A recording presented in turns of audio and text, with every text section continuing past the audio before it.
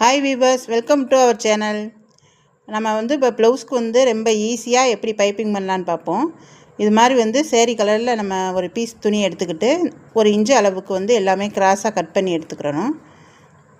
எல்லா பீஸுமே நமக்கு தேவையான அளவுக்கு எவ்வளோ தேவையோ அதுக்கேற்ற மாதிரி 1 இன்ச்சு அளவு கிராஸ் பீஸாகவே கட் பண்ணி எடுக்கணும். கிராஸாக இருந்தால் தான் நமக்கு பைப்பிங் நீட்டாக வரும்.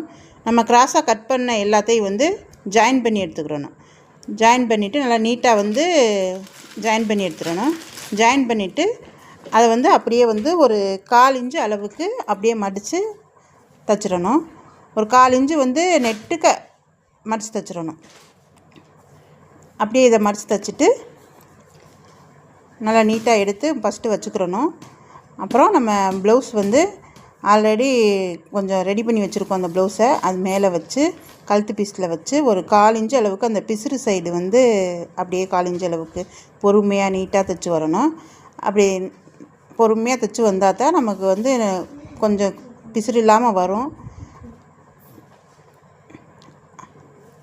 ஃபுல்லாகவுமே நமக்கு அந்த கழுத்து பீஸில் வச்சு அப்படியே நெட்டுக்க நீட்டாக தைச்சி வந்துட வேண்டியது தான். தைச்சிட்டு அந்த மிச்சம் இருக்கிற அந்த எக்ஸ்ட்ரா பிசுறு எல்லாம் இருக்குன்னா அதெல்லாம் அப்படியே ஓரமாக கட் பண்ணி எடுத்துடணும். அதெல்லாம் கட் பண்ணி எடுத்துட்டு அப்படியே இந்த தைச்சதை அப்படியே உள்ளே திருப்பி 1/4 இன்ச்சு அப்படியே உள்ளே திருப்பிட்டு அப்படியே மெதுவாக கொஞ்சம் கொஞ்சமாக தைச்சி வந்தோம்னா நமக்கு நீட்டாக ஒரு பைப்பிங் கிடைக்கும். பொறுமையாக தைக்கணும், வேகமாக விடக்கூடாது, இல்லைன்னா பைப்பிங் முந்தல் பிந்தலுமாக வரும். நம்ம பொறுமையாக தைச்சோம்னா நல்ல நீட்டான பைப்பிங் நமக்கு கிடைக்கும். இதுபோல் நமக்கு இன்னும் 2 மாடலில் நமக்கு பைப்பிங் பண்ணுற வீடியோ இருக்குது. அதுவும் உங்களுக்கு நாங்கள் போடுறோம்.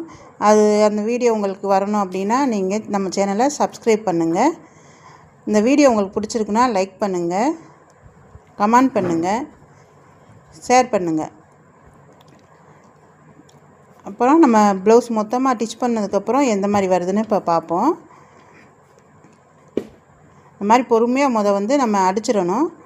கைக்குமே நம்ம நீட்டாக இது போலவே நம்ம பைப்பிங் பண்ணிக்கிறணும். கைக்கு நம்ம நேர் பீஸே வச்சுக்கலாம், கழுத்துக்கு நம்ம கிராஸ் பீஸ் வச்சுக்கலாம், கைக்கு நம்ம நேர் பீஸே வச்சு பைப்பிங் பண்ணிக்கலாம்.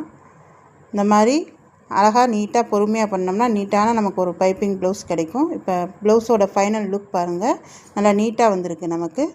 தேங்க்யூ ஃபார் வாட்சிங்.